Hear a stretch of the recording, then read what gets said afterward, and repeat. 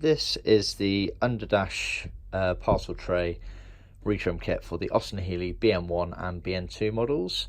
It comprises of two main pieces. You have a sewn material piece, which basically is a material piece to recover the actual metal tray in the car.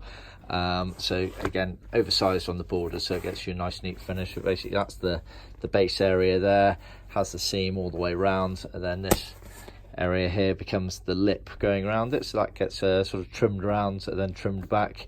Obviously you don't need all that excess there. You then get a carpet that actually sits in the tray itself, creating the underdash tray. We can offer that in three qualities of material. So you've got wool, which this customer has gone for, Deluxe woven wool. You can have Karvel, which is original for the majority of the Healeys, or you can have Nylon, which is the more budget end of things. So yeah, it's a two-piece set, sold as that.